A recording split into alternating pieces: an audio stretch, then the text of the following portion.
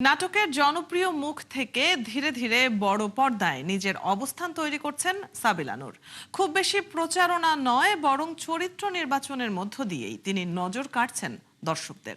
তাণ্ডব, বনলতা এক্সপ্রেস ও রকস্টার তিনটি সিনেমার তিনটি ভিন্ন চরিত্রে তার অভিনয় নিয়ে বিস্তারিত বুলবুল আহমেদ জয়ের প্রতিবেদনে। সাবিলা নূর দৃশ্য বিনোদন অঙ্গনের জনপ্রিয় মুখ। ছোট পর্দায় জনপ্রিয়তার রেশ ধরে এখন বড় পর্দাতেও নিজের অভিনয়ের দাপট দেখিয়ে চলেছেন তিনি।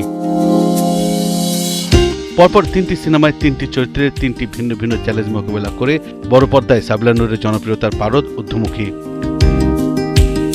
তাণ্ডব সিনেমায় শাকিব খানের বিপরীতে নিশার চরিত্রে দেখা যায় সাবিলা নূরকে। চরিত্রটির মধ্যে ছিল আবেগ, অস্থিরতা ও রহস্যের মিশেল। খুব বেশি সংলাপের সুযোগ না থাকলেও অনুভূতির প্রকাশে নিজেকে আলাদা করে তুলেছেন তিনি। অল্প সময়ের উপস্থিতিতেও দর্শকের নজর কাটতে সক্ষম হয় চরিত্রটি।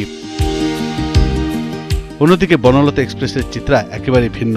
শান্ত, সংযত এবং অন্তর্মুখী এই চরিত্রের ভিতরে ছিল প্রশ্ন আর প্রতিবাদের সুর। চরিত্রটির জটিল মানসিক অবস্থাকে পরিমিত অভিনয়ের মাধ্যমে ফুটিয়ে তুলেছেন সাবিলা। অনেক দর্শকের মতে এটি তার ক্যারিয়ারের অন্যতম পরিণত অভিনয়। সবশেষে ঈদে মুক্তিপ্রাপ্ত রকস্টারের মীরা চরিত্রে হাজির হয়েছেন তিনি। প্রেম, স্বপ্ন, অপেক্ষা আর না পাওয়ার বেদনায় গড়া এই চরিত্রটি দর্শকের সঙ্গে সহজেই সংযোগ তৈরি করেছে। পর্দায় শাকিব খানের সঙ্গে তার রসায়নও আলোচনা এসেছে। অনেক সিনে সমালোচক মনে করেন রকস্টারের মীরা চরিত্রটি এখন পর্যন্ত সাবিলা নূরের সেরা চলচ্চিত্র চরিত্রগুলোর একটি। প্রেমিকা হিসেবে ভালোবাসা, হতাশা ও আবেগের মুহূর্তগুলো তিনি অত্যন্ত বিশ্বাসযোগ্যভাবে পর্দায় তুলে ধরেছেন। বুলবুল আহমেদ জয়, ৭১, ঢাকা।